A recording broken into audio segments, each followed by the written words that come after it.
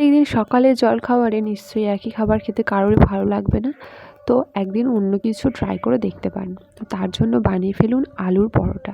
আলুর পরোটা খুব টেস্টিও হবে এবং বাড়ির সকলে খেয়ে নিতেও পারবে। হালকা তেলেই বানিয়ে ফেলুন আলুর পরোটা। আলুর পরোটা বানানোর জন্য কী কী লাগছে সেগুলোই দেখাবো। তো প্রথমেই লাগছে টমেটো, পেঁয়াজ, আদা কুচি এবং রসুন। সেগুলো নিয়ে মিক্সিতে দিয়ে ভালো করে মিক্সার করে নিতে হবে, যাতে কোনো কিছু গোটা থেকে না যায়। ভালো করে মিক্সি করে নেওয়ার পরে গ্যাসে কড়াই বসিয়ে কড়া গরম হয়ে আসলে তাতে তেল দিয়ে দিতে হবে। তেলটা গরম হয়ে এলে তাতে সেই ব্যাটারটা ঢেলে দিয়ে পরিমাণ মতো লবণ, আর লাগছে পরিমাণ মতো লঙ্কার গুঁড়ো, আর তাতে দিয়ে দিয়েছিলাম ম্যাগির মশলা, দিয়ে ভালো করে নাড়াচাড়া করতে করতে ব্যাটারটা এরকম দেখতে হয়ে আসবে। তাতে সস দিয়ে নামিয়ে নিতে হবে। ব্যাটারটা খুব বেশি ঝোলা ঝোলা থাকবে না, ওরকমই হবে। আর লাগছে আলু সেদ্ধ, তাতে পরিমাণ মতো লবণ এবং সেই ব্যাটারটি দিয়ে ভালো করে মাখিয়ে নিতে হবে।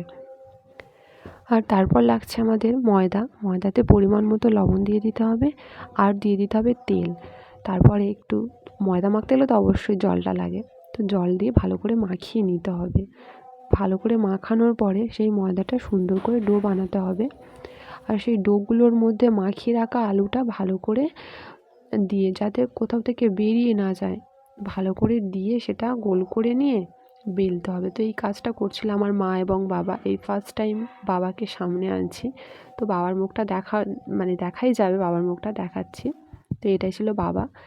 আর তাওয়ার রঙটা ভাববেন না যে পুড়ে পুড়ে ওরকম কালো হয়ে গেছে। তাওয়ার রঙটা প্রথম থেকে যখনই কেনা হয়েছিল ওই রকমই রঙ ছিল। তো অল্প অল্প তেল দিয়ে ভালো করে ভেজে নিন পরোটা। আলুর পরোটা রেডি হয়ে গেছিলো, সস দিয়ে সার্ভ করুন। তো ভিডিওটা ছিল এই পর্যন্ত। ভালো লাগলে লাইক, শেয়ার, কমেন্ট এবং চ্যানেলটি সাবস্ক্রাইব করে দেবেন, এবং আরও যাতে ভিডিও বানাতে পারি, এগিয়ে যেতে পারি, তার জন্য পাশে থাকবেন।